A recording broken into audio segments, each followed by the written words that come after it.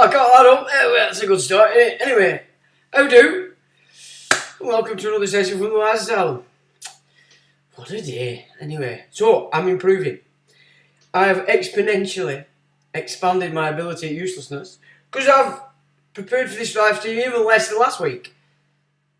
I don't know what's happening. Some strange things afoot, but the less I prepare, it seems to be alright. So I'm not going to complain, but let's sort of winging it again. We're winging it. We just don't keep winging it because my head's fixed in to something else. So it's just, oh, that gets sorted, this gets sorted. And now I'm grafting as well. So I'm on my way to becoming super athlete again, which is good because I actually look like an old man in a looking mirror. So that's bad. Anyway, lots of nonsense this week for us to have a look at. Lots and lots of nonsense. And I thought we'd have another little look from another angle about this birth certificate system. And we can just follow it quickly from like the founding fathers in the old USA. Because we're following the bankruptcies there and then the same here. Because there are some important facts that we do forget. And I think we need to have another look at them. So there we go. So lots of nonsense, as I said. I'll just see what you guys are saying. So good evening to Paul, says Paul, and to everyone. Untitled says hello, Sean, and everyone, hello to you. Nessa, evening all. Mark says evening, and I'll say evening. House of CC says wake up people. Oh, wake up. Wake up. I actually wrote a song once.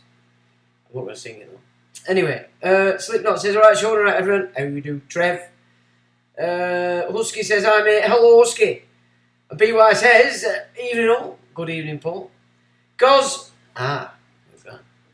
we've got a clown.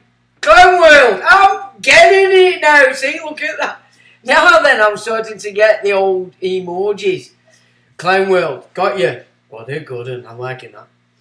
Hey, I'm improving, aren't I? I'm getting more useless at prepping, but more better on the fly. What about that? Anthony says, evening Sean. Leave thumbs up. Good evening, Anthony. Space Opera more how do to thee. And Untitled says, yes, I've been to Barbados today. I got back about 1 o'clock. As you can see, I've got the time that works. So it's been a bit of a rush, you know what I'm saying. I spent a good 9 minutes in Barbados at a place called Tropicana.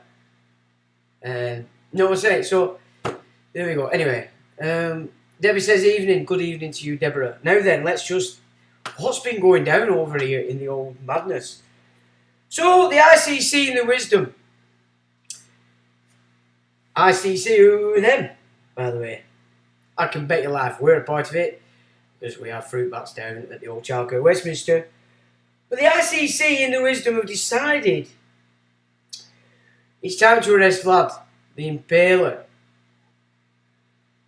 for removing a load of children from an area before he bombed the living shit out of it. Because the Ukraine were already bombing the living shit out of it and killing all the kids. So, there we go. Old Vlad the Impaler decided to help a lot of children and move them out of the area. And now the ICC have declared him a trafficker of children. Well, isn't that interesting when you consider the birth certificate system is the trafficking of the human? Yeah, all diversions over there, blah, blah, blah, tunnels, cages, blah, blah, blah, blah, blah. When in reality, you're all being trafficked because you're on the idea of the old BC. Anyway, so Putin's going to be arrested. So they reckon. And the ICC said, the International Criminal Court is the right institution to investigate war crimes. No one need be above the law. And this is what is becoming clear now. US hostage Olaf Scholz commented on the decision of the ICC on a warrant for the arrest of Vladimir Impaler. So the Germans have now decided that they're going to smack his bottom. So who's controlling Germany? Well, I would like to know. Because they're in quite a position at the moment, and of course the old NATO are pushing like crazy to keep this war footing going so they can conscript all the white honkies. Because white honkies like that kind of stuff. And leave all the families here to be besieged by a UN dad's army made up of all these fruit bats that we're paying for in these posh and plush hotels, giving them phones, cars, and all that. So we're actually paying now for that. So I hope people are starting to see that, because, I mean, it's pretty pathetic. It's only not pathetic, though, of course, if you're sucking into all this stuff. If you're still worshipping war, then, of course, that's going to excite you. But it's pretty important that the white honky now starts to realise that all this nonsense that your Boris has been running around with you, with Zelensky, Biden, which all represented Rome, they want to remove all the white honkies out the males, and away they go. Not a good idea, is it? I don't think that's a good idea. I don't know what you think. Grandma and Granddad might think it's a good idea, but me, personally, as Dad, I say no. It's not a good idea, chaps. You don't want any of you out there running off to fight for these fruitcakes. You really have to consider the consequences of getting excited. And of course, the birth certificate is the key, because you're being administered. And if Uncle King Charles says, go to war, you'll be expected to go to war, because the Vatican will have ordained it as the administrator of you, the soul, because of course you're born to sin. Not good, is it? It's just not good, whichever way you look at it. So Putin is going to get arrested, according to the ICC. So, as CC says, Peter Lewis, former chief executive of CPS, is registrar at ICC, run by Committee of 300. So Peter Lewis, former chief executive of the CPS, what, Crown Prosecution Service? We've got a blighty boy, Lena. Well, wouldn't that, what a surprise. A Britisher, a British imperial dick, deciding through the ICC to arrest Vlad the Impaler. Well, I'd like to see that happen. Where are you going to arrest him? Where is he actually going that you're going to arrest him? Of course, there's big meetings going on. Putin, Syria. I mean, in case you haven't noted, while NATO keep transfixing this garbage in the Ukraine, which is almost over, you know, the Ukrainians have absolutely been wiped out almost. The East is becoming the world's peace broker. Have you noticed? Did you not see that? Were it not on the news at 10? Did you not see it? Did they not talk about it in Corrie or EastEnders? Because the East is becoming the peacemaker, while we have our lunatics down there in Chalker, Westminster, and over there in Uncle Sam's land, where it's actually being suggested now that there's nobody in the White House, and that it's all being done in the studio. All these personages today running around giving it the big, you know, it's just, apparently it's actually all being carried out in a studio. So I don't know whether that's correct or not, but that's what's being said about the politics of the US, which is very worrying, because you can see now another diatribe of nonsense going on is Trump is about to be arrested or something, I believe. And it's relating to the Stormy Daniels nonsense that went on some time ago, and felony falsification of charges or a payoff. So it's to do with a payoff in that old script and they want to arrest Donaldo. And if they arrest him, of course, and he gets indicted and found guilty, etc., could stop him from running for president. Well, why are they so upset at Trump? Well, I mean, at the moment, they've been upset with him from day one. But, when you actually look at what... I know there's... which way do you want to take him? It's one of them, innit? A lot of Americans have massive faith in him. But when you dig deeper, he's elite, he's part of the game. But it doesn't mean to say that people that are in the elite section can't just decide, right, I've had enough. I know a little bit more now than I did before. You lot can piss off. Because he is, as it would appear, attacking the neocons. He's attacking all that nonsense. And he's been doing it for a long time, and he just keeps going. So, is Trump going to be the sort of the only way forward for the United States? But, I mean, he's definitely got him ruffled here again because they're doing all they can to prevent him running for president. Or is it just a play, as we have sort of explored in the past? Abad Lubavitch running it all on behalf of the Sanhedrin that's about to be formed, and it's just good cop, bad cop.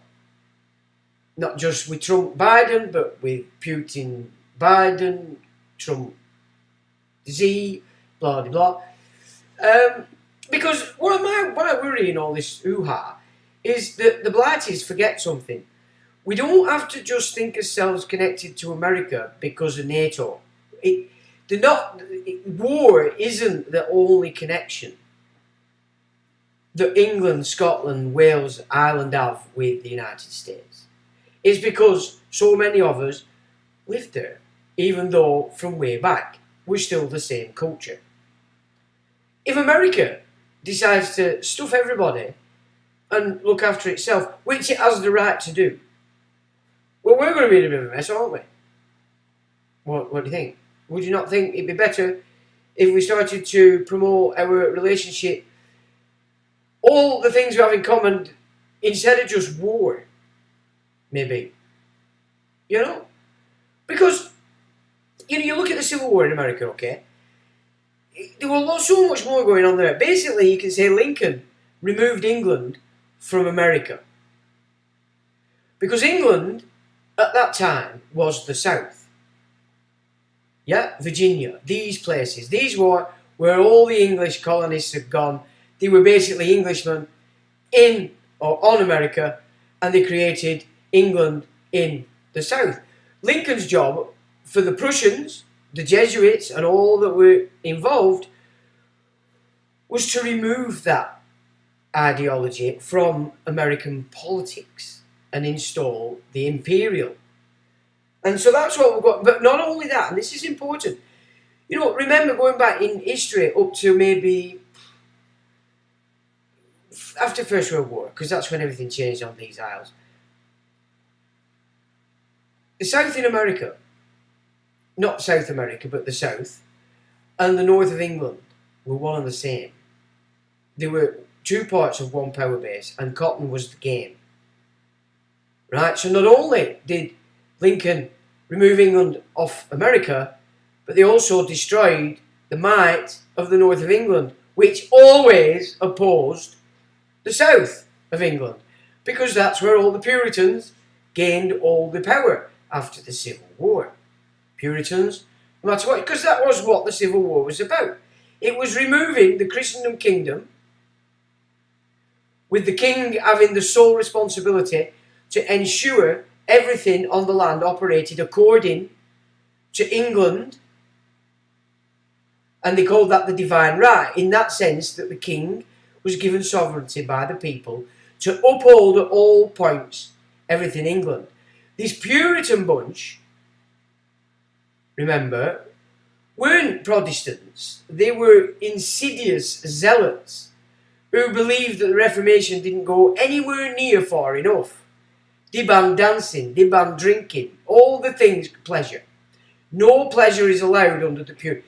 So the battle in the Civil War was all about what existed here on England, Protestant and Catholic alike, and this new fervent, zealous bunch of nutjobs called the Puritans, who, by the way, by whatever means, had managed to become big landowners you know, sometime after their expulsion, the merchant class from under Edward I had managed, by the time he got to James and Charles, to get ownership of land here enough to become the actual parliamentarians that took on the Puritan side of things. So it's been going on for quite a long time, but then you're into money, then you're into banking, then you're into credit, then you're into moving for slavery, etc. on title, as opposed to, as we all see if we watch film, because that's what they want you to see when slavery...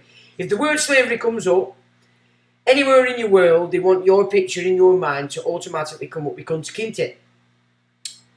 That's what they want, physical slavery. Because they don't want you to understand that the slavery comes in at title level. Alright? So under the king, there's the king system, ordained by the Vatican, because of course the Vatican own the surname, the eternal thing that they control. Yeah?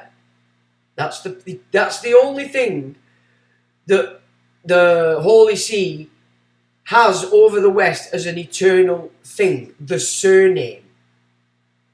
Yeah, perpetuity in law. That's what they're talking about. License the king. Today, this is a clever bit, they've split that power. You've still got the kings, but they've split that power and handed it through the United Nations directly to the parliaments, the governments. So it's still the same source, the Holy See. They've got it both kingdom, they've got it religion, and they've now got full control of governments because they're signed up to the United Nations. Yeah, does that make sense? So Putin's going to be arrested, a brave man that tries that. He's got more impalers around him than Soft Mick, and he's not going anywhere where they can actually arrest him, because he's not stupid. Trump arrested. This could be bad. Now, let's just look at what's happening. You've got financial collapse. Ukraine's coming to an end, whether people like it or not, no matter what the media says. They're out of puff. They're out of bullets. They're out of everything. It's over. Save for some other forces coming in and kicking it off again. I.e. potentially Poland, Belarus. Keep your eyes on that as well. But they have to keep this war mode up. In order they can start to... But they're not there yet, so just keep that in the back of your minds. We don't have to discuss that too far because it's not on the table at the moment. But it is what they're working to do. So we've got this banks things now. Now this, we discussed it last week. It's a whole lot worse than we first sort of said. Now this Silicon Valley Bank is, and others close to it are being classed as the banks for the woke generations, you know, the fruit bats. So pumping money into woke agendas is basically the reason why. So basically you can see that the left, as they play it, has got woke to fund itself on utter nonsense that's now come to its final end. It's no longer valuable, it's no longer working, but more importantly, it's took all the wealth of all those that believe they were woke and operating for this system. It's, you know, it's made them spend it all on nonsense, and here we are today. 200 banks are now being seen to be at risk and in trouble due to this woke systems finance. It's just quite outrageous if you're honest about it. But I've got a couple of things we can just have a little bit of a look at. We'll see what you guys are saying. Good evening, says June. Good evening, Halifax. Thumbs up. Hello, Debbie Byrne, all aboard the Trump train. I know, and it's double-edged because I know how he... So, let's say, I've studied the side of him that shows that as from the high of the priesthood scenario, Trump is as controlled as the rest of them. He's performing an act. But this could... If they arrest Trump, this could kick off a civil war in America in no time. It could really get serious. Now, what a great diversion. Again, would it not, for all the American people? while people at the moment are building up to starting to see the game a bit more and starting to be ready in America to say, like, no, stop this, we do have to get our country back from these crazies. The same here, same across Europe and everywhere else. But there does seem to be a lot of moves going on in the United States, or in Europe as well, with countries protesting, mainly about Ukraine and the arming of it, but more as well, you've got the Dutch have now succeeded in pretty much almost taking over politics because they've created a huge, vast political party out of the... Now, you can understand it over there in Holland because, of course, it's one of the biggest bread baskets in Europe, Ukraine being second, now in Russian hands. But it's a mighty force, and because they work together. Now, we've got a bit of that trying to kick off here. There's a particular Welsh guy I've spoke about before. I'm not sure which way I take him because he's had some strange visitors to his farm in the past, i.e., what's he called? Portillo, Rees-Mogg. So when you start seeing these people and he's chatting with these people, so we need to keep an eye on what's happening in Holland because, let's just say, by some amazing miracle, that this new political party in Holland just happens to be as right wing as a uber Zionist kind of situation, and then if that's the case, then the whole show has been an elite game, a gig, and if that's the case, then we need to see that might be exactly what they're trying to kick off here. So far without success, it would appear, because it would seem as farmers die off, their offspring are not interested in farming, they sell it. They sell it. So we're losing farming and farmers that way, because of course these young kiddies today are only interested in, well, if we sell the farm, I can have my nails done for a month, and I can have foreskins pushed into my lips, and look beautiful. Well, you don't look beautiful. You look horrendous. The thing that gets me is when I look at these girls with these lips, and I think to myself, for them to keep getting them bigger and bigger, when they go out on pop, there must be lads there that like it. And I'm thinking, why? Why would you like big rubber lips like that? Because they don't even look like lips. It's so I can't understand, unless these girls are just so deluded that when they look in the mirror, they fall in love with themselves and think bigger is better.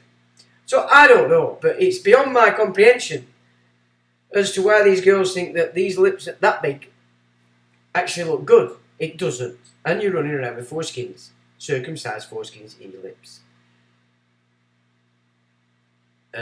It's not a good idea, that, is it? You know what I'm saying?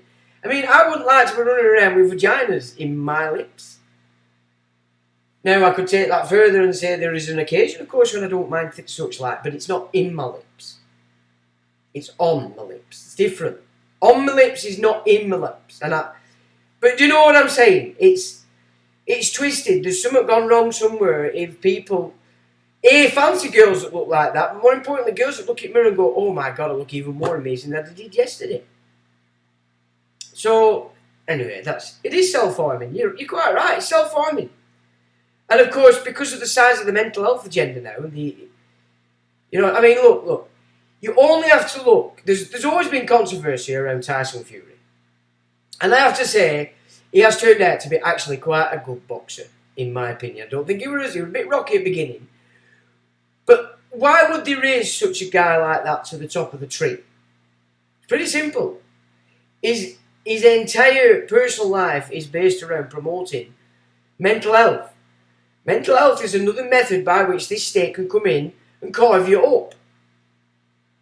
You getting me? You see, the more you push this mental health industry, well, it's all aimed at you. And they've got a million labels for human behaviours.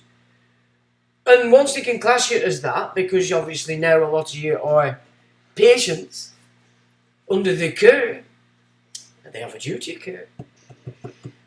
Any little obnoxious habits can be classed as mentally retarded, and there you go, off you go, whisked off for whatever. So, look at it like this: anybody that's pushing mental health will generally be up at top of the game. Well, that's why they're at top of the game. They've been pushed there because they're promoting that. And because they actually believe it, in most cases. But anyway, that's just a side issue. But this banking thing, it's like... Because they're not really... Nobody's... Credit Suisse. Wow. I mean, are the Swiss getting a bit...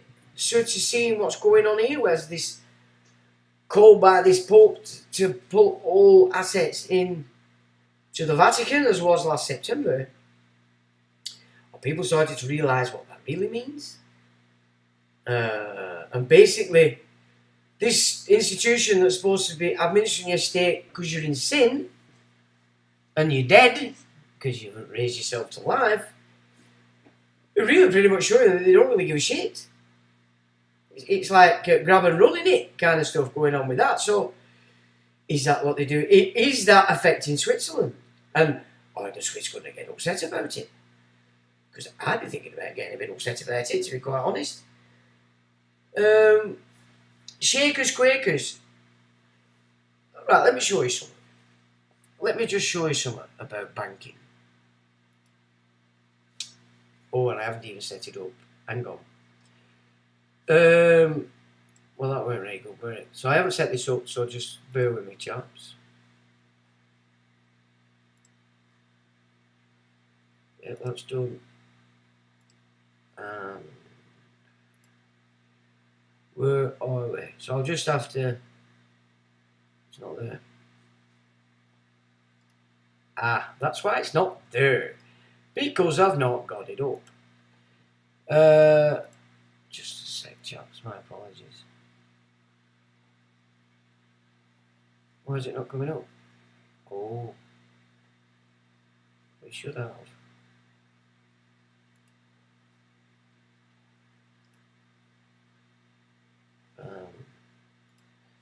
No. See, that should be coming up. Safari's not coming up. Well, I've got a problem. Safari's not coming up in here, so I can't show you this. That's really bad. Why is it not coming up? I mean, we're so professional here.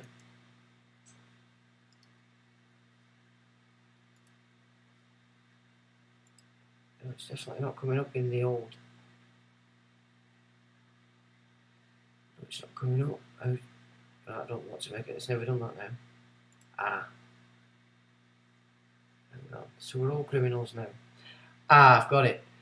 So if I just nip into... And...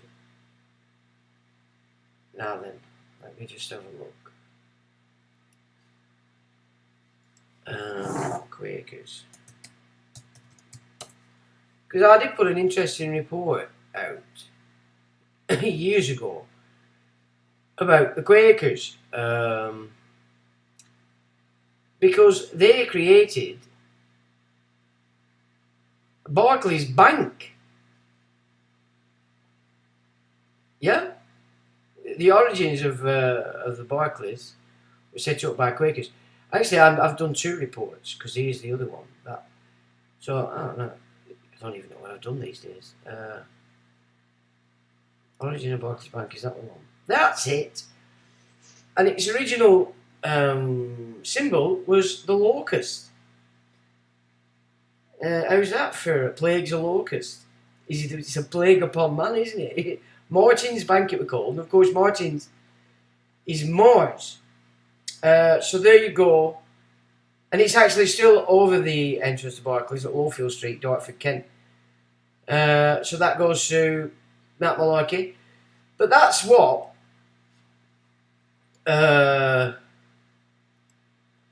started Barclays, the Quakers. Now this is quite interesting. That this is it's not a bailout as such, because the big banks have agreed to a 30 billion unsecured deposit injection, and they're putting it into First Republic Bank. So they're not using the Fed, which is interesting. Whether that's a bad idea, I'm not so sure. But it says Bank of America, Citigroup, blah blah blah blah blah blah, are putting 30 million into First Republic Bank, 30 billion rather. Action by the largest US banks reflect their confidence in the country's banking system and helps ensure First Republic has the liquidity to continue serving its customers. So Bank of America, Citigroup, JP Morgan, Chase, Wells Fargo announced today they are each making a $5 billion unsecured deposit into First Republic Bank. Oh, somebody telling me something's wrong. Nothing seen on screen. Oh, I know what I've not done. So I'm rubbish again, aren't I?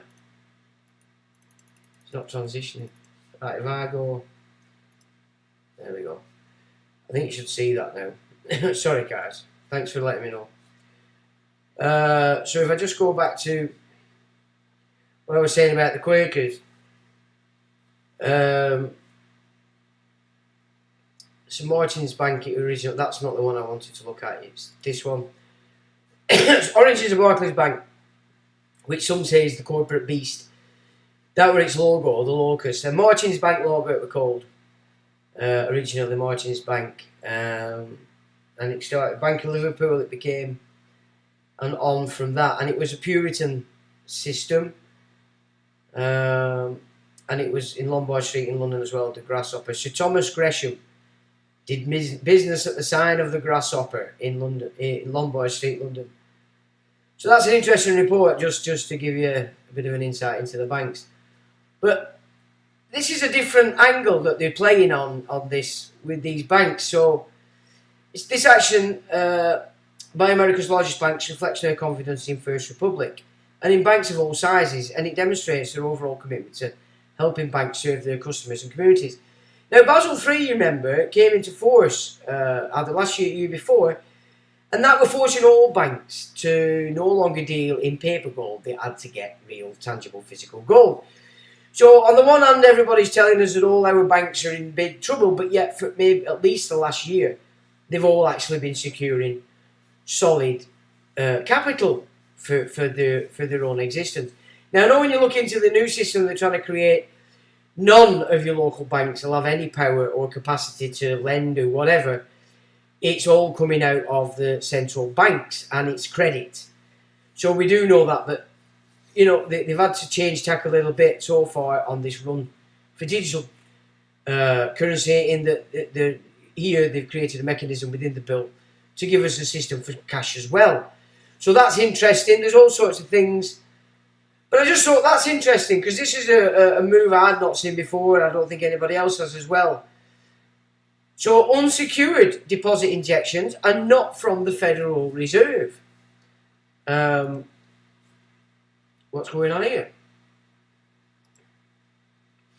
Oh, well that's gone. Oh, forget that. That was an interesting bit of data actually. Now the UBS, which is going to take over Credit Suisse, is seeking $6 billion government backstop as it rushes to finalise Credit Suisse takeover. As negotiations drag on late Saturday night local time, Bloomberg reports that liabilities at the Credit Suisse investment bank are proving to be a key sticking point in the takeover talks. UBS is worried about the balance sheet risk associated with the investment bank, which has suffered a string of losses and scandals in recent years. With Reuters adding that the UBS is asking the Swiss government to cover about $6 billion in costs if it were to buy Credit Suisse. The $6 billion in guarantees would cover the cost of winding down parts of Credit Suisse and potential litigation charges. There are other snags, of course, cautioned that the talks to resolve the crisis of confidence in Credit Suisse are encountering significant obstacles, and 10,000 jobs may have to be cut if the two banks combine. 10,000 jobs? Flaming Nora. Well, they're not needed in this digital system, are they? I mean, I just see all this as a play. It's theatre. There's no accidents here. Meanwhile, UBS faces pressure from the Swiss authorities to carry out a takeover of its local rival as soon as possible to get the crisis under control. The FT reported that Switzerland is preparing to use emergency measures to fast-track the deal. The Financial Times reported, citing two people familiar with the situation. The banking sector's fundamentals are stronger and the global systemic linkages are weaker than during the 2008 global financial crisis. Goldman analyst Lofty Caro wrote in a late Friday note to clients available here, blah blah blah, that limits the risk of the potential vicious circle of counterparty credit losses, Carew said. However, a more forceful policy response is likely needed to bring some stability, Carew said. The bank said the lack of clarity on Credit Suisse future will pressure the broader European banking sector. So it is going. So you've got that in the US, and now we've got this Credit Suisse here, which is going to leech all over Europe. Ooh. Yeah, it doesn't look good, does it? And it's elsewhere. There were multiple reports of interest for Credit Suisse from other rivals. Bloomberg reported that Deutsche Bank was looking at the possibility of buying some of its assets, while US financial giant BlackRock denied a report that it was participating in a rival bid for the bank. Now, if BlackRock gets its hands on anything, we need to be aware of what BlackRock really stands for, and it's the letters. So from this, a report put together 18th of January 2020, and it's BlackRock letters show body corporate moving the climate scam. So everything that Vanguard, BlackRock own, Vanguard being BlackRock as well, is all moving to fund this wind and rain shenanigans. So there were some letters put out, basically. Which is on Tuesday, 14th of January, which is 2:20. The world's largest investor, BlackRock, sent out two letters, one addressed to clients made up of the super wealthy and high-level advisors, and the other to CEOs of companies in which BlackRock invests. Both letters announced the inevitable earthquake that's come into global capitalism. Of course, it's not capitalism itself that has birthed this catastrophe. It is the monopolisation of capital through the incorporation that has moved global assets into the fantasy climate taxation system, administered via the smart networks and the electronic global currencies, which are being fought all over the so as 15-minute cities. Though not saying it when it will hit, the letters made clear that such will take place in the near future, adding, and sooner than most anticipate, there will be significant relocation of capital. So this is what all this is about, relocating capital. So with the warp systems that have brought this Silicon Valley Bank, all the collateral collected in those banks, which were 209 billion, was shifted into this system, which means it's no longer in the existing system. So they would then say, oh, look, it's lost, it's gone. It's not, it's been shifted into, it's been relocated. The letters anticipate decades before transition is complete and claim the authority of their decision to be based on the idea that 90% consensus of climate scientists in support of the Club of Rome's global tax system to reduce CO2. So reducing CO2 can mean only one thing. Non-renewable energy sources such as oil, coal and gas have to be superseded with renewable methods such as solar and wind. So let's just have a reminder. Where are the places that are putting out all the goo? So this is live, and we're on SO2SM. So that is, I don't know what it is, CO2, which is blue. Now you look at where that comes up, and it's coming up in areas where there is no industry and populations as well. So it must be a natural one, that. And here we have COSC. Again, clearly, the only areas that are pumping out pollution. Look, China. India isn't even putting much out and hasn't done for quite a long time. You've got some in Africa here, that's probably just a bushfire.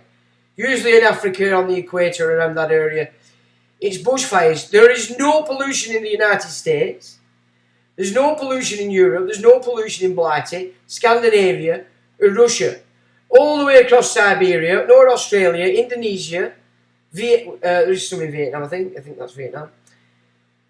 And Africa and South America. And yet, capital relocation, BlackRock, pushing what? So let's just have a look at these letters to show you what is actually happening here. It says, so this is a letter from BlackRock geezers, and it says, a fundamental reshaping of finance. Dear CEO, so this is BlackRock speaking to CEOs of companies it invests in. As an asset manager, BlackRock invests on behalf of others, and I am writing to you as an advisor and fiduciary to these clients. I believe we are on the edge of a fundamental reshaping of finance. The evidence on climate risk is compelling investors to reassess core assumptions about modern finance. Investors are increasingly reckoning with these questions and recognizing that climate risk is investment risk. In the near future, and sooner than most anticipate, there will be a significant relocation of capital. As a fiduciary, our responsibility is to help clients navigate this transition. Over the next few years, one of the most important questions we will face is the scale and scope of government action on climate change. Government action. They work for us, remember, but obviously they don't. They're working for BlackRock, WEF, which will generally define the speed with which we move to a low carbon economy. Low carbon economy. We're already there. The only one not playing out is China. Which shows you that if we all start going to war, the only place that can build bombs and bullets is China. China's best mates with Russia, best mates with Iran, now best mates with Saudi. They're brokering peace in Syria between Syria and Turkey. Brokered peace between the Saudis and Iran. Yet you've got the fruit bat stand in Chalco, Westminster, and the CGI studio in the US calling for war. It's just madness. I mean, take a step back, no matter what culture you are. Just take a step back. Listen to the rhetoric of the two sides. Peace, insanity. And, the majority of people in the US, in Europe, in Blighty, are following it. They're following the narrative coming out of the old TV. There's your pollution. There's your pollution. Over the next few years, one of the most... No, we've done that. Low carbon economy. We've got it.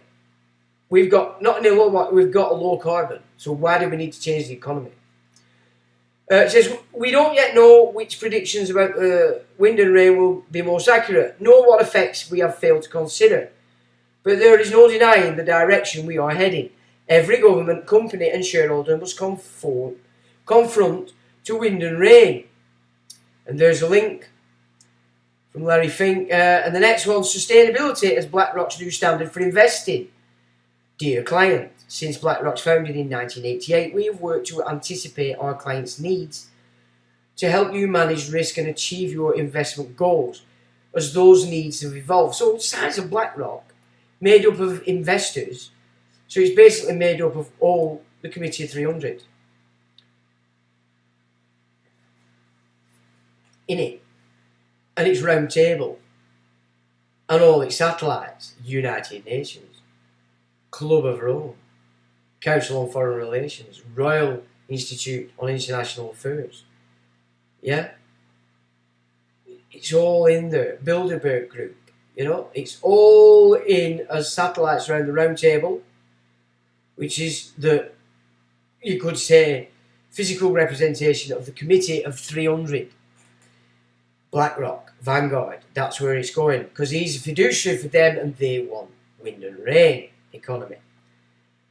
The most significant of these factors today relates to wind and rain, not only in the terms of physical risk associated with rising global jobbers, but also transition risk, namely how the global transition to a lower carbon economy could affect a company's long-term profitability. Well, it's going to annihilate it, innit? Look at the local small businesses today. They have to shut up shop because they can't afford gas and electric. Even Pound Bakery is charging £2 now for its produce, so it's going to have to call itself £2 Bakery. Innit? You know what I'm saying? That's having an effect. As your fiduciary, BlackRock is committed to helping you navigate this transition and build more resilient portfolios. These models will use environmental, social and governance, ESG, optimized index exposures in place of traditional market cap weighted index exposures. Reducing ESG risk in active strategies in heightening our scrutiny on ESG issues. Putting ESG analysts at the heart of Aladdin, we have developed proprietary measurement tools to deepen our understanding of material ESG risks. For example, our carbon beta tool allows you to stress test issuers and portfolios for different carbon pricing scenarios, doubling our offerings of ESG ETFs. working with index providers to expand and improve the universe of sustainable indexes, expanding sustainable active investment strategies, and our commitment. Our role as fiduciary is the foundation of BlackRock's culture. We invest on your behalf and not our own. While the low-carbon transition is well underway, the technological and economic realities mean that the transition will take decades. Global economic development, particularly in emerging markets, will continue to rely on hydrocarbons for a number of years. As a result, the portfolios we manage will continue to hold exposures to the hydrocarbon economy as the transition advances. A successful low-carbon transition will require a coordinated international response from the governments aligned with the goals of the Paris Agreement, including the adoption of carbon pricing globally, which we continue to endorse. The steps we're taking today will help strengthen our ability to serve you as a fiduciary. Sustainability is becoming increasingly material to investment outcomes. And there you go with the link.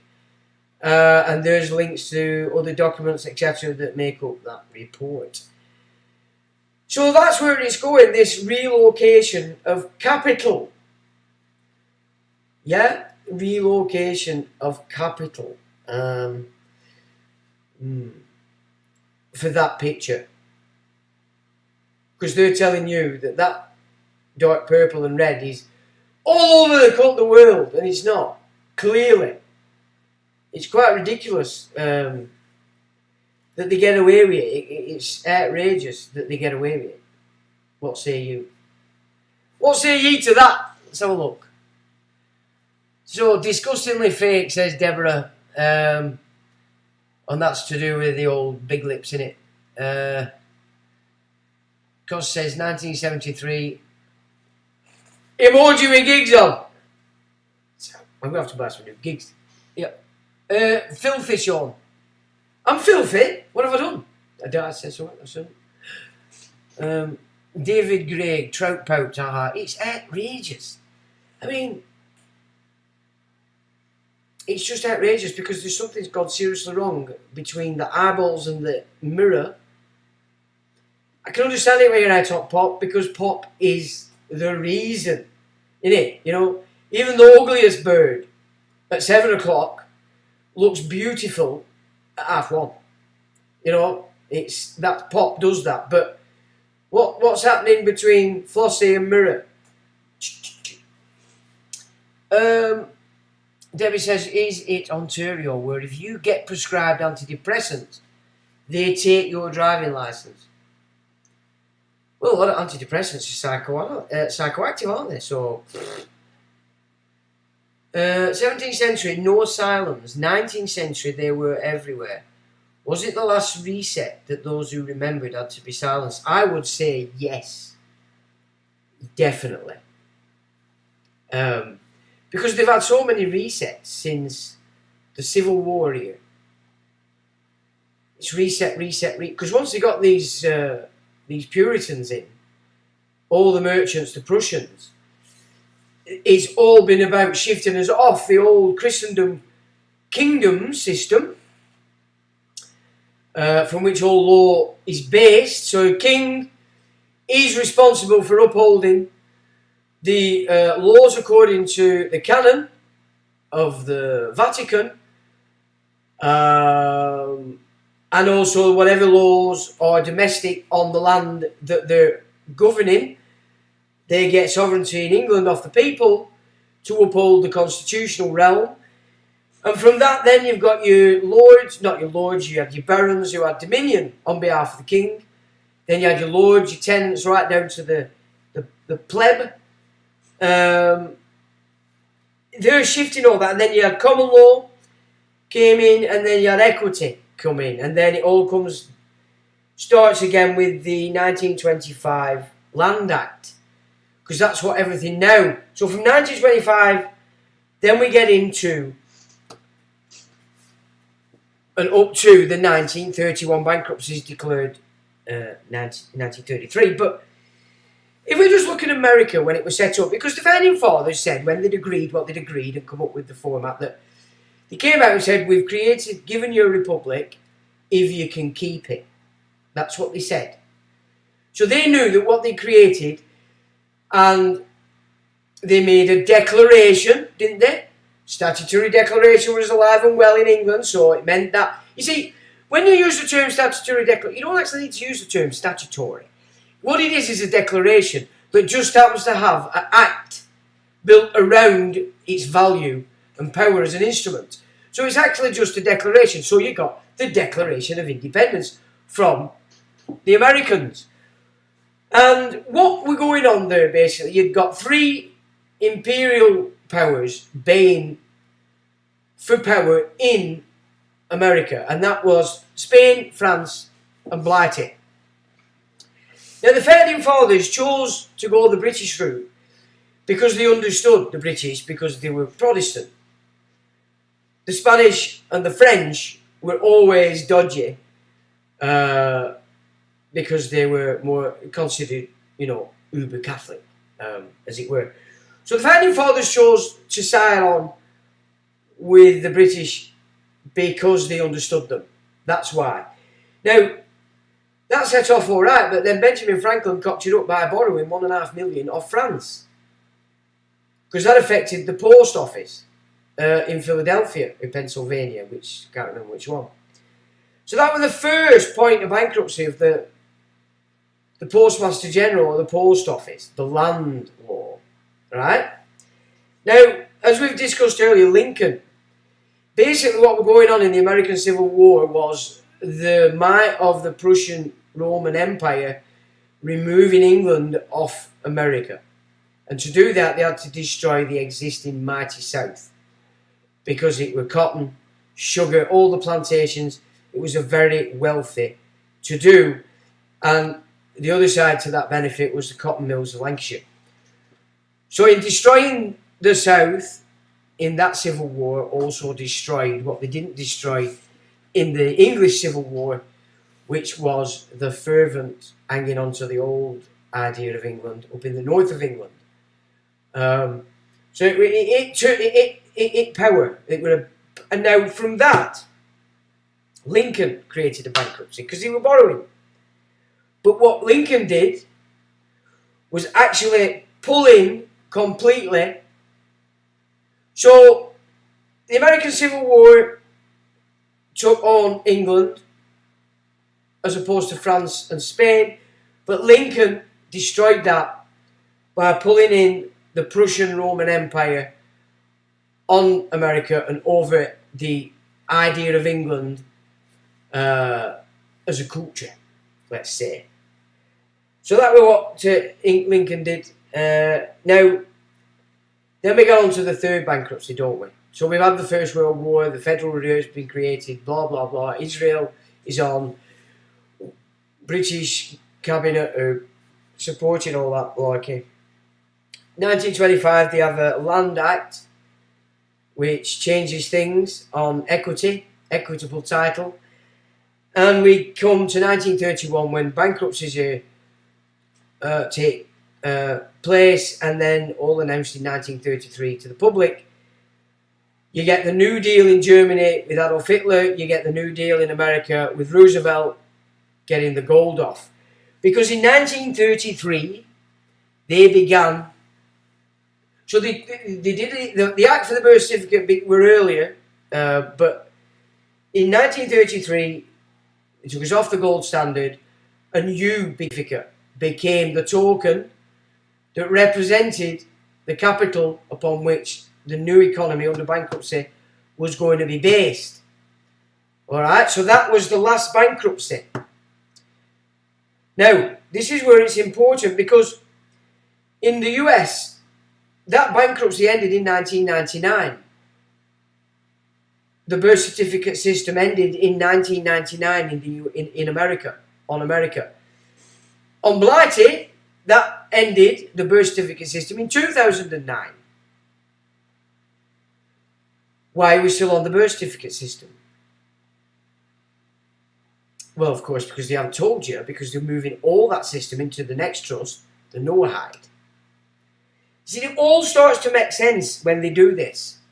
When you start looking at what it is, they don't do anything for no reason. Everything they do has meaning, and it's all about removing power from you and giving it to the self. and they control everything, all sides.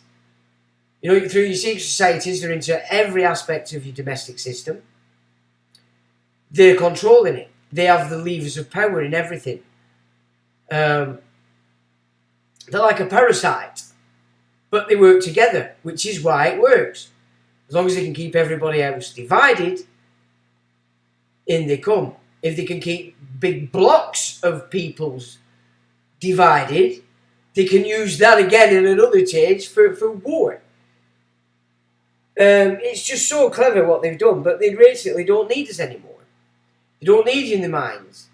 They don't need you in the factories. It's all mechanic. And what isn't is in China. Is in India.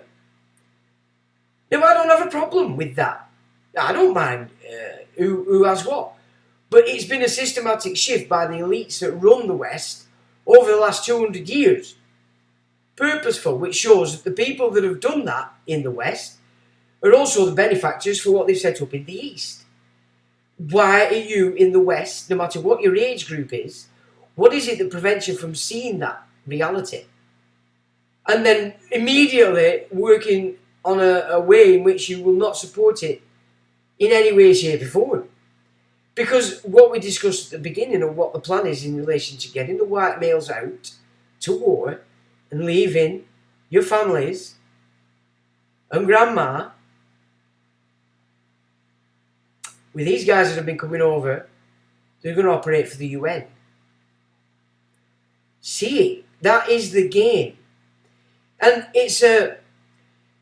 So it's not actually a carbon copy as in as in how it's being done, but it is a carbon copy of exactly what they did to Germany.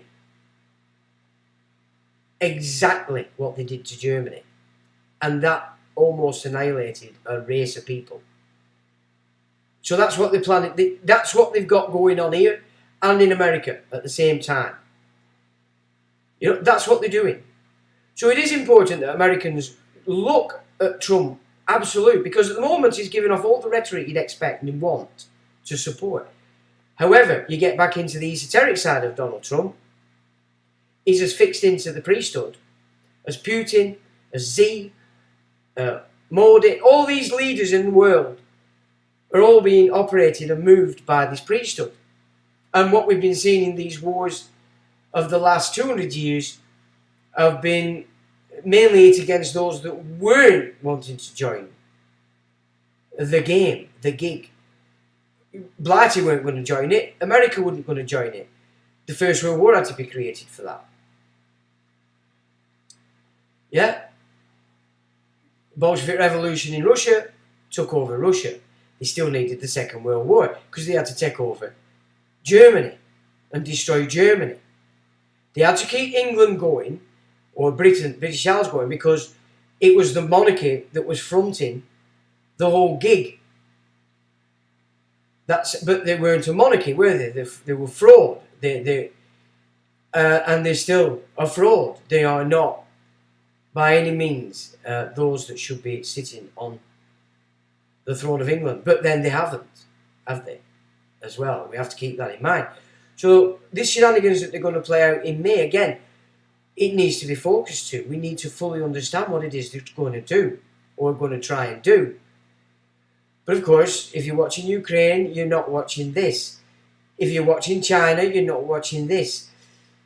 You know, we have to choose where we put our attention, because that's what's going to determine our actions after and how we understand things. And, you know, things are moving at a hell of a pace at the moment.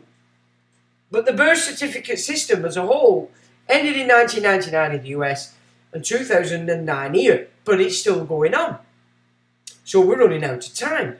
We need to start to understand that we need to flip it from ID to discharge. That's where your focus needs to be. Nothing else. No doing war with people. It's usually pointless. You need to be focusing on you now and how you understand this system. Because if you don't understand this system, it's going to bite you and it'll be too late. Once they get out of these trusts and estates into the no-hide, full decapitation then, isn't it? On title. God knows what they're going to do after in the physical, But just on title alone, there is your decapitation. If they move it all into this fourth trust, you're going to have no access to it whatsoever. So it is important that we do bap on about this stuff. So I've basically covered most things, but it's important we recognise the East at the moment are pushing peace. The media doesn't appear to be getting that across. The East are pushing peace, brokering peace deals, making peace deals, while these dipsticks there in Westminster and over there in Washington and other European countries are being for war and war. That doesn't look good, does it? It doesn't. You know, the old idea that Blighty were programmed with for the Second World War, that we were the heroes, it doesn't carry this time. I mean, it didn't carry then for them that knew what was going on, but Regulation 18B sorted that out. Churchill set it up, handed it to Victor Rothschild. Victor Rothschild, the moment war was declared, authorised 18B active, and all psychics and such people were arrested and put in jail, and many of them did never come out after the war. First thing they did, because the last thing they wanted were you going to see Mystique Meg and uncle or husband that's just been snotted over there in Europe telling you that it's a scam, it's a blag, and everybody's being shafted. So that's what they did, you know, and that were here. And then they turned it into a concentration camp here, no food, service for anybody that were capable. It became an absolute breeding ground for crime. So, you know, this idea that the Second World War, it was just going on in Europe, it was actually going on here. They were readying for potentially Adolf invading. Because that's what they wanted. And that is what they wanted. So Oswald Mosley was your man. And he had a much bigger, much more support than people gave him credit for. Or especially up here in the north. Which were interesting to learn back in the day when I did. But so there appears to be the madness afoot presently. And I've sort of like now run out of stuff, and the same thing, prison nut house. Well, some of them, one of them holding 30,000 or something ridiculous. They're building them right now. These trains. You know, I've never felt comfortable with these high-speed trains. What do they want? Why do they need them? When they've spent the last 150 years demolishing the rail network on Blighty, especially at the turn of the 20th century. The Rothschilds insisted that all the massive rail network here, which were huge, they weren't a village or a town not connected, has been dismantled. Yet now they want high speed. Why? And this high speed comes from here right way out to China. I don't like it. Let's put it that way. I don't like it. Anthony says, Sean Ross done an interesting vid on Credit Suisse on his Homeland Security channel over a year ago, talking about 30 billion swindle on money laundering. Has he? Now then. Anthony says, also Jason Brashear has done a wee prediction on the Swiss in reference to financial related problems. If memory serves, he predicted it for late 2022. I haven't watched Jason Brashear for quite some time because he seems to be just going over what we all found to be interesting. He's just bringing it back in other. So I think, you know, he's just going to expand what he said as opposed to bringing anything new. I don't know. But I've not watched him for quite a while. Mew says, Jason said something may happen tomorrow a few weeks ago. Same prediction method. Anthony says, not picked up on that one, Mew. Still have to look. Mew says, right, okay. Okay. I will set Stafford the task of finding out, says Debbie. Go on, Debbie. Do you all mind focusing on the show you are watching, says Jace. It's alright, Jace, honestly, lad. I don't mind cooking, but thank you very much. We're all here for a chinwag.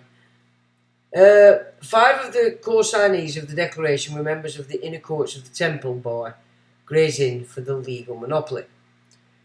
Right, look, you've really got to understand. I mean, you only need to seek it out yourself. Just put in 1888 influx Russian pogroms England. Just put that into your search bar, and you'll see what were happening in preparation for the removal of all our men and males in the First World War. They already filled it with the immigrants, right? They filled it with the immigrants from 1888. It was stopped by an Act of Parliament in 1915. It was that bad. And the Jews that lived here on Blighty were horrified by these that were coming over from Russia because they were insane. They took over Freemasonry. And then they annihilated all our males in the First World War. Exactly what they're about to try and do again. They've moved in the immigrant. They're happy on their economies are doing thriving. Have you noticed? Now, I'm not laying siege against them. They're just people. But I'm talking about the way that everybody's used because they're all part of the empire. Same format as they did before the First World War. Yeah, so when he says your country needs you, you say, kiss my ass. Because you're talking about Israel wants you. That's the reality of this calling that's coming up now. Nothing to do with this nation at all. It's about what Netanyahu wants as the war god in readiness for Ben David, the Mashiach, that they're pulling in after they've got the Noahide system in place. Now, they're talking about this character now, so they're closer than we think. This is the reset, reallocation of capital. We know what this new script is. Pretend CO2 when there isn't any anywhere outside of China.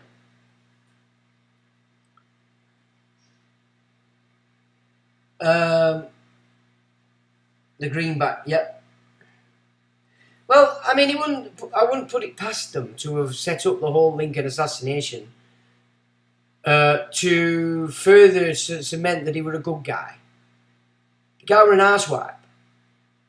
Simple as. He destroyed America as was and turned it into the Roman Empire. That's what he did. Unfortunately.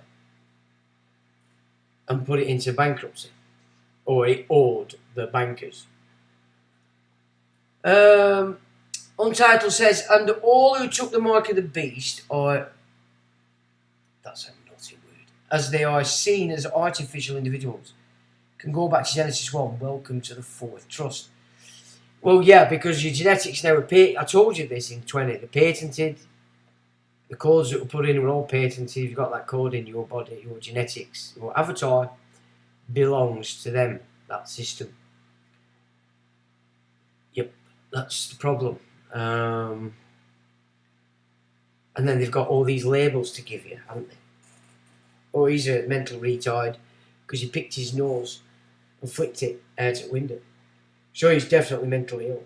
But you can see, you know, this I've been blabbing on about this mental health industry for yonks. I gave Royals a shitload of trouble on Twitter back in the day because they're the biggest purveyors of it. So you've got they're pushing mental health. You've got William, he's head at resilience tackle here, so that's your military, domestic military. He's patron of art, which is paedophile ring tied to Dutra. What else is he patron? He's patron of loads of stuff. You know, got to see. So this week we're looking at how this Epstein network affects Australia. And Fox Line, it's a big haulage company, but he has airports, he's into shipping. And Daniel Andrews, who were going berserk and ballistic during the book script, like he was some kind of demented animal, were having lunches. So this guy, this Fox family, are very, very high up And he's in the Epstein Little Black Book. Is he an Aussie blackmailed? Very possibly, because he looks very Aussie to me. The guy in question, I forgot his name offhand. But I will be doing a report about it, and I'll put it up on the website, and we'll probably cover it. Because this Epstein network is so huge, and it's controlling so many of the pivotal power people in all nations to the same agenda. So that, again, it just starts to show that the degree to which this network has got power over people that you trust as a general because you believe them to be one of your own. There was something else I was going to talk about just then, I forgot. Well, what are you saying? My address says Ronald D. DeSantis, 6 letters. Next president of USA. So, okay, the afterbirth. Oh, then, hang on a minute. I need to get this absolutely right. Where is it? Now, 666.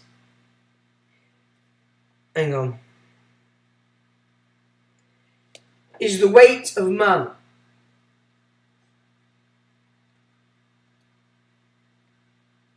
Hang on a minute. 0.666. And I think it has something to do with the placenta as a measure. So I haven't furthered that investigation, but if 0.66 represents a part weight of man, i.e. the placenta, then the Bible says 666 is the number of a man. We're looking at the man born of the surname, aren't we? The Frankenstein fiction. I have to further that. But just I thought that were interesting when I can't remember where I got it from, but I have to look further that. So according to what I was finding, 0.666, the weight of man, specifically as a ratio in relation to the afterbirth, the placenta. How about that? So you can run that through your own minds just to see what you think of that. So I've never got excited with 666. Do you know why? Because in all my years of study, I've never found anything that fully explains the relevance of 666. I have read and studied millions of ideas, but none of them have gone poof like that. But when I saw that, I thought, ooh, there were a spark up here, and it made me think, now we might be getting somewhere. Because if it is to do with the placenta, that is the very fiction that's dragging everybody into this mess, is it not? Food for thought.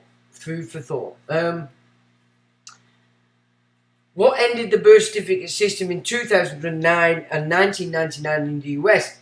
The bankruptcies were satisfied. No longer under bankruptcy. Right? So we don't know whether they've drawn up a secret one to continue the bankruptcy,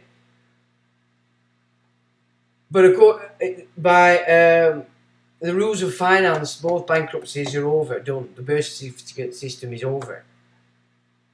But of course, it was only meant to last a certain amount of time, was it not? In order they could take your estates because you're going to give it to them, because you've been diverted since at least the 1950s. Well, actually, since First World War. War, everything that came in between, depression, Second World War, happy socialist system, free money, health care, all the lot came after war, and the baby boomers sucked it up. They don't know anything else. They were so born idle and lazy after LSD, they just wanted to retire, sold out the infrastructure, so they could go to Tenerife or Benidorm twice a year and watch telly for the rest of the period in their entire life. So, there we go. You've been taken off the mark, off the ball, not seeing what's going on, and this is what they've done. But those systems ended. 1999 America, 2009 old UK. Interesting thing to follow up on, Paul Sefton. What's Paul saying? I'm not seeing it. Well, ended the... Right, there you go, yeah. Sorry, so there's your answer. The bankruptcies were satisfied, no longer. So, now, one more thing I've missed here. Because under these bankruptcies, because America chose the British to go with on the Declaration of Independence side of things, when the bankruptcy ended in America in 1999, it meant that the British monarch was no longer the trustee for the bankruptcy of the United States of America. So I want to know who was the trustee on Blighty. It would have to have been, again, the monarch. Who's the trustee now? Because we haven't got one. Privy Council. Was it the Privy Council, the trustee, from the get-go? Because Elizabeth didn't take the throne. Again, food for thought, is it not? Placenta sounds like a shopping mall. Yeah. Let's have a look. Rail was everywhere. In Oz, yeah. I mean, they went absolutely bananas with the rail, didn't they, when they invented steam? They couldn't believe their luck with what they'd done. All of a sudden, you were no longer tied to an ocean coil. Although, as we discussed the other week, that it looks like they had the airship systems way back. So whether that was 1700s or early 1800s, and that they were using them, and a lot of these towers that we see, like Eiffel Tower, Blackpool Tower, maybe not Blackpool Tower, but the one that were on Wirral, all these towers were said to be where this, because they didn't land, they just hooked up to the tower and people got off. Again, we're back to, history scrubbed. We were a lot more advanced and not that long ago, and they've had to turn us into ape men again so that they can pretend that we're evolving to something better. I don't think so. Lindsay Fox. I think he is called Lindsay Fox. I think so. I might be able to have a look in a minute and tell you. Each carbon atom has the same number of protons and electrons. Because 1973 each got everything a new life needs. Would it be fair to say the placenta is the res to the trust? Yeah, absolutely. Absolutely, all flesh and blood. And because you're on civil death and not reclaimed your correct position as executor in the trust, it's being administered for you. Now, it's difficult to find the actual secret contract between the Vatican and all these states, these vassals, the kingdoms first, now through all the United Nations, etc., etc. So the Protestants were right at the Reformation that they could see that they'd chosen to use the Vatican system to bring this in. But I still don't believe it's always been that way. I think so much of the history we have of it is incorrect. And like they say, with Justinian, I don't think Justinian did that kind of efforts were put in way back. I think they were put in probably post-Crusades. I think a lot of what has degenerated Rome as a body came on the back of the Crusades. And then the Civil Wars, the revolutions, Napoleon, all these processes, I would say, were there so they could start to change the actual theology or liturgy of Rome as a church, not Rome the Empire, because naturally it's Rome the Empire that's becoming Rome in its entirety. It's as though they don't need the church anymore. They're going right back to how it was at the time of the Caesars. Slavery everywhere. You know, you can see it coming, and there's a lot of people out there that are perfectly moulded to that attitude. It's quite ridiculous, you know, when I listen to some of these people, and you can see that they really do believe that they should be out there because they have wealth. They've been successful at earning fiat, and all should obey. Well, there you go. It's no wonder we're in such a mess. Sorry about the official start of Springs. Tomorrow it is.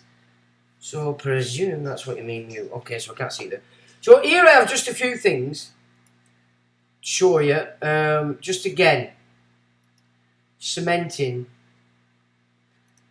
Let's just have a look at this. Okay. I'm not sure what the book is because it didn't give me the actual book. It says drawings of foreign bonds and debenture stock. As English notaries are frequently called upon to carry out drawings of foreign bonds, debentures and debenture stock, it is proposed to set out in this chapter the position giving rise to such duties and the methods by which they are carried out. Foreign bonds. From time to time, foreign countries through their governments must borrow money from the public of other countries at interest. The borrowing country binding itself, among other conditions, which are usually endorsed on a general bond and later reproduced on the individual bonds, to redeem a certain proportion of the loan, either yearly or half-yearly. The members of the public taking up the loan receive bonds for an equivalent amount in exchange, such bonds being generally and in denominations varying in amount from £1,000 downwards. A proportion of these bonds is redeemed periodically, and it is usual for the individual bonds so to be redeemed to be ascertained by means of a drawing carried out by a notary, a disinterested officer whose good faith is accepted throughout the world. The notary, having examined the terms endorsed on the bond, orders tickets to be printed corresponding to the numbers and denominations of the bonds issued, and after having checked and thoroughly mixed them, the notary places them in a japanned tin box having 2 locks, which is placed in safe custody. Right? Did you get that? No.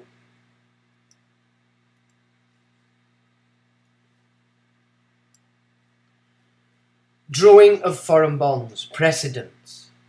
And then obviously the name of the bank, it says, of the City of London, Notary Public by Royal Authority, duly admitted and sworn, do hereby certify to whom it may concern that at the request of, and the name of the bank, of this city, I carefully counted and examined tickets representing the same number of bonds of the above loan, and after such counting and examination, I thoroughly mixed the said tickets and placed the same in a box bearing the following inscription.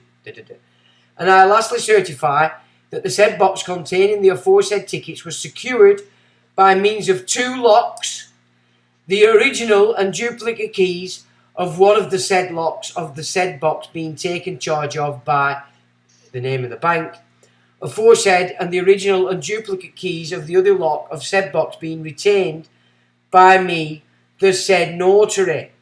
Right?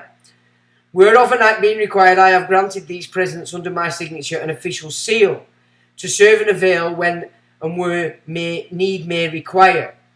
London, 1000, Name of law. I, of the City of London, Notary Public by Royal Authority, duly admitted and sworn, do hereby certify that at the request of and representing the trustees for name of the loan, and in the presence of representing blah blah blah blah, the following bonds of the above loan were this day drawn by me, the said notary, at the counting house in the city of the said for redemption on the right? So box, 2 keys, and they can be redeemed. Let's have a look here.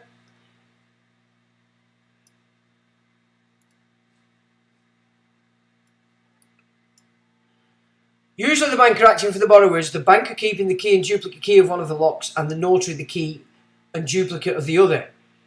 Subsequently, the notary attends at the banker's and in the presence of one of its representatives, and any interested party desiring to attend opens the box and draws the required number of tickets representing each denomination.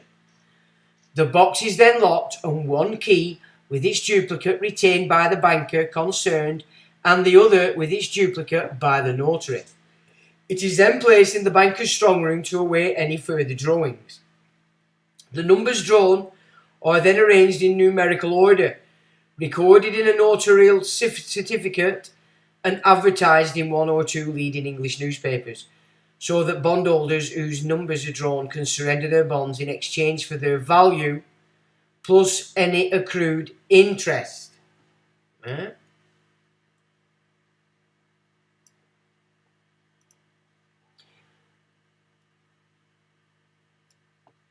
Look at this key symbolism. Now, this account is based on your trust and it's redeemable, right? And look at these doors. I think this is Bank of England, or I can't remember. 2 keys. This keys is all representing this bond that they've turned your birth certificate into. Again, 2 keys. Look at the symbolism. Sun and the moon. Look. 2 lions. Yeah. Look at all this symbolism.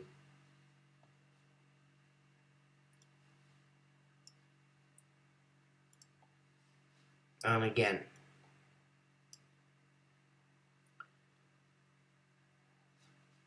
Navel. Yeah, look.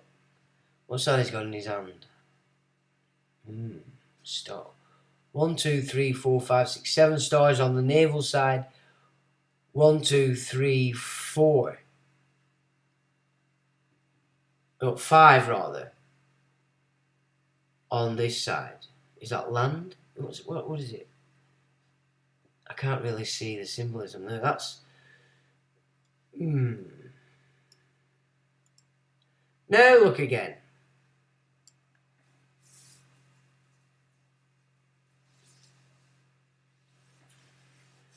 So was this Vatican system originally a good thing? And now it's been taken over by the imperial side, the slavery side.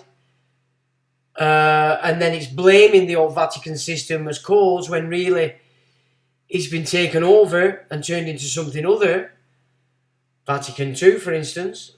You see, you know, it's hard to understand how Catholics themselves haven't got sort of the answers to this dilemma. Has it always been as it is now, or has it been changed into something? You know, I'd expect a lot of Catholics that understand this kind of stuff to be able to give us that data, but it doesn't seem to come forward. And then where we have it again.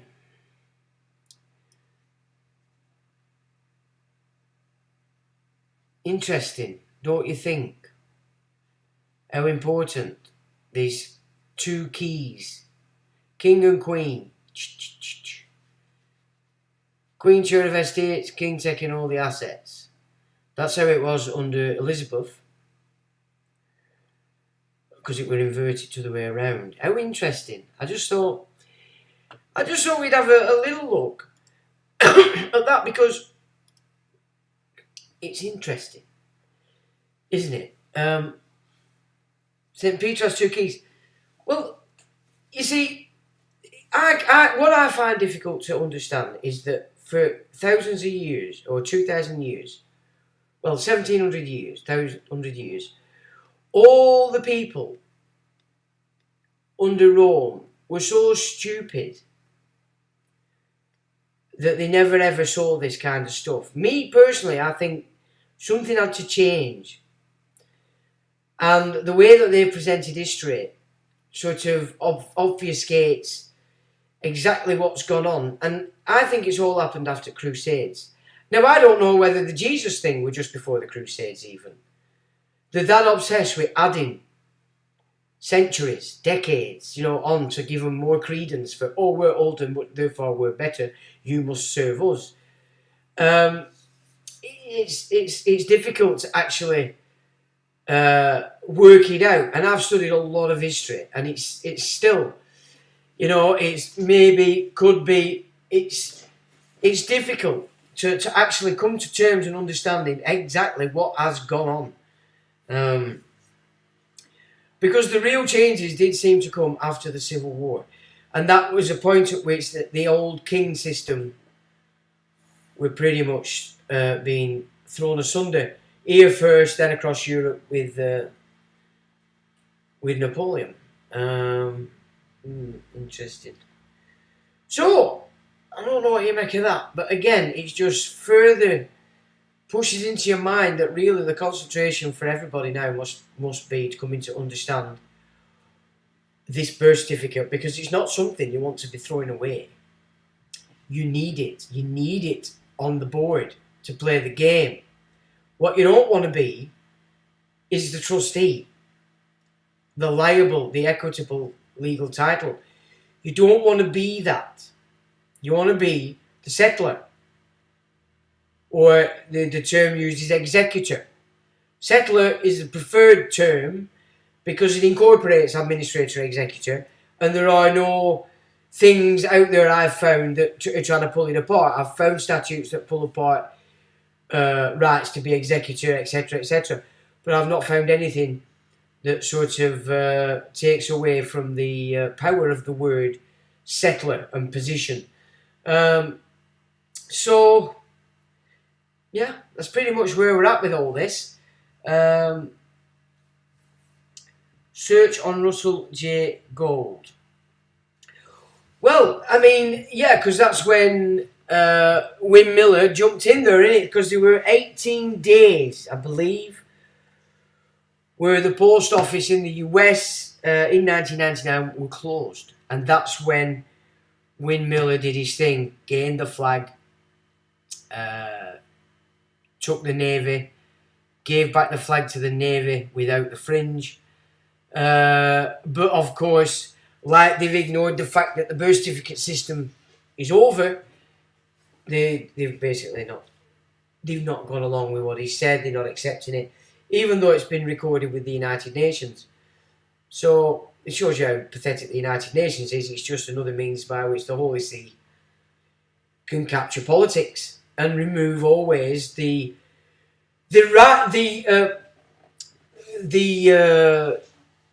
kingdoms that all that the kings had to keep in place, because that's the barrier to this. As Karl Marx said, and I'll paraphrase, but basically all attempts at revolution are smashed on the rocks of the English Constitution, because it was still a kingdom. It's the way the systems are set up. The king's job, or the monarch's job, is to uphold and ensure that Christendom is being upheld. And if it's not, to come down hard and heavy on anybody that's acting contrary. It's in your Magna Carta. It's in a lot of law. It's all there. So get rid of the king, you're on full corporate UK. That may now not be bankrupt. It may no longer be bankrupt. But who is the beneficiary? Because it certainly is us, and that is a fact. A spiteful parent's patry, tampering with the beneficiary allowance. No, parents don't understand their ass from their elbow, and they haven't done for a very long time. At some point, you have to break the chain, haven't you? You have to break the chain, this eternal this thing that the Vatican controls in perpetuity, the Holy Ghost, that thing that's there that has power, but we can't see it. Until you can see it. Does that make sense? Is that another way where we can sort of get it into your mind? What's going on? All is Atom, evening mucker, what's happening? Good evening, mate. Usual chin wagging. Really? Nothing exceptional? Blockchain, the actual postmaster inspector in place was Russell to hold the flag.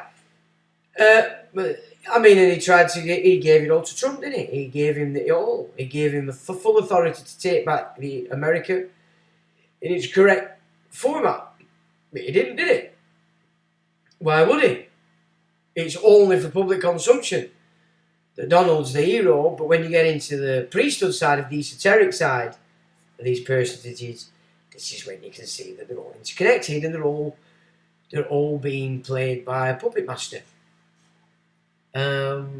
Thoughts on Russia? On Russell J. My thoughts. Well, so I watched a condensed video on the whole shenanigans this week. And that's prompted me speaking in relation to these bankruptcies. So I followed David Windmiller, then I followed Gold stuff as he were moving, and it just became. I know they were doing the best. I know they were doing everything they could, but I think maybe the guts had come out of it because clearly nobody were taking it on. You can't enforce it unless the American Navy decide to enforce it, which they should, because he is the flag holder. I don't know, but I think you look at what's happening, and I've noticed this. I don't know whether it's new or I only just noticed it, but have you seen how they're playing this game out, black hat, white hat, garbage? And so everything Biden, everything we don't like is black hat. Everything Trump, black is white hat. And they're putting so much at the feet of Trump now that's supposed to be good. This clear demarcation, black and white. They're putting you all on the checkerboard and they're going to say to you, choose your side. You can see it coming. That's what did Little Bush said. You know, the winners are your youngers. And, it's coming. And this is another thing that people need to keep in mind because, I think a lot of people are thinking that now that this book script's gone, that major decision for where you are in the world has gone and it's never coming back. You're all and everybody's going to have to make a decision down the line in relation to, are you going to jump into the system when they've got it all together and all we can see what it is they're demanding of you? You're still going to have to make, are you going to take that mark? Even everybody that hasn't took the other. That decision is coming one day down the line and you have to keep that in the back of your mind. Because that decision is coming. And if you don't like what's coming, what they're setting up, then you have to come to terms with the fact that you can't do it. But then you have to consider what that means. Because you now have to start focusing and starting to look at what it is you need to do if you are going to be in a position to be able to refuse to take that and let it go on in the cities and do its thing, whatever it's going to do to all those that take it on. Important. Maybe it's not something people want to think about, but these are the thoughts you're going to have to keep in the back of your mind because this is what the old world now is finished. We're into a new game. It's a completely new game altogether. And you've got to look into this game as to where it's going because you can't just sit there and think, I can carry on watching telly, all will be well, or I'm not causing any trouble, all will be well. No. If you're costing the system, you're trouble to the system. You don't have to be going out there shouting. You don't have to be going out there upsetting people. All you have to be doing is costing the system. You're costing the system, it's game over for you. I mean, if they're making more out of you, so look at it another way. If what they're paying you in benefits, they're getting back more in charges via the NHS, you're still valuable. You have value. Because you're costing them, but they've managed to get you to actually generate more by jumping into that crazy system. Do you understand that? And it's the same in all sorts of things. But if you're costing them, you're on the radar. And with that diatribe, folks, I hope you have a good week. Thanks for joining me. Mods, thanks very much for all you do. And I'll see you to you, chaps. Have a good week. Till the next time.